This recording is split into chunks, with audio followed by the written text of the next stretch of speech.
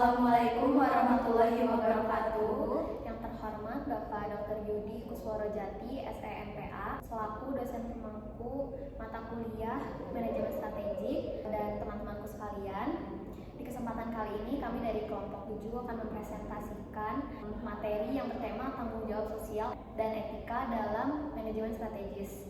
Sebelum itu, izin memperkenalkan diri. Nama saya Adinda Darbudiani dengan NNP 2340100334.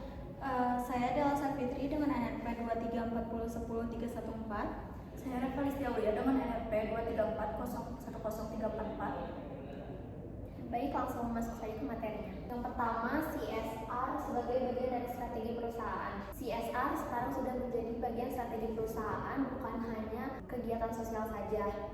Lewat CSR, perusahaan bisa menyesuaikan tujuan bisnisnya dengan kebutuhan masyarakat ataupun lingkungan. Yang kedua, adanya keterkaitan antara CSR dan kinerja perusahaan.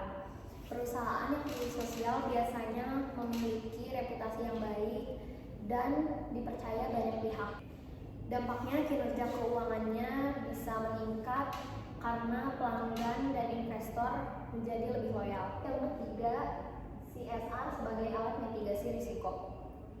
Dengan menjalankan CSR, perusahaan bisa mencegah konflik dengan masyarakat atau masalah hukum di masa depan. Jadi CSR membantu perusahaan mengurangi risiko yang bisa merugikan bisnisnya. Yang keempat, integrasi CSR dalam strategi korporat.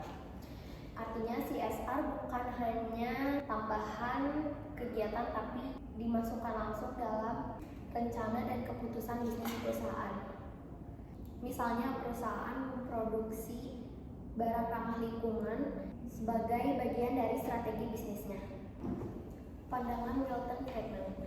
Yang pertama, Milton Friedman menegaskan tujuan utama bisnis adalah mencari laba. Friedman menegaskan tugas utama perusahaan cuma satu, yaitu menghasilkan keuntungan bagi pemegang saham. Yang kedua, CSR dianggap menghambat efisiensi dan merugikan pemegang saham. Karena dana yang seharusnya dipakai untuk produksi atau pengembangan bisnis malah dipakai untuk kegiatan sosial. Yang ketiga, manajer bertanggung jawab pada pemegang saham, bukan kegiatan sosial. Jadi manajer harus fokus bikin perusahaan untung, bukan mengurus hal-hal di luar tujuan ekonomi. Lalu di sini ada 4 tanggung jawab menurut Archie Carroll.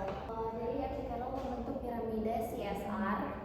Yang pertama, ekonomi menghasilkan keuntungan. Contohnya, perusahaan memproduksi barang berkualitas agar laku di pasaran dan mendapat laba. Misalnya PT Indofood yang menghasilkan mie instan untuk memenuhi kebutuhan konsumen dan mendapatkan keuntungan. Yang kedua, hukum menaati peraturan. Contohnya, perusahaan membayar pajak tepat waktu dan mematuhi standar keselamatan kerja sesuai peraturan pemerintah. Lalu yang ketiga, etika, mengikuti nilai moral masyarakat. Contohnya, perusahaan tidak melakukan eksploitasi tenaga kerja anak dan menjaga transparansi laporan keuangan. Lalu filantropis, kegiatan sukarela seperti donasi perusahaan. Contohnya, perusahaan mengadakan bantuan program pendidikan untuk anak-anak yang kurang mampu ataupun menyalurkan donasi saat terjadinya bencana alam. Urutan dan manfaat pelaksanaan CSR. Yang pertama itu seperti yang tadi disebutkan, yaitu piramida tanggung jawab sosial menurut Archie Carroll, yaitu ekonomi, etika, dan filantropis. Lalu yang kedua, perusahaan yang memenuhi seluruh tanggung jawab lebih dipercaya publik. Kalau perusahaan konsisten, masyarakat, karyawan, dan pelanggan jadi lebih percaya dan mendukung. Lalu yang terakhir, CSR adalah investasi jangka panjang, bukan beban. Dulu CSR dianggap buang-buang biaya, tapi sekarang terbukti bahwa CSR bisa meningkatkan loyalitas pelanggan dan keuntungan jangka panjang. Lalu yang selanjutnya akan dijelaskan oleh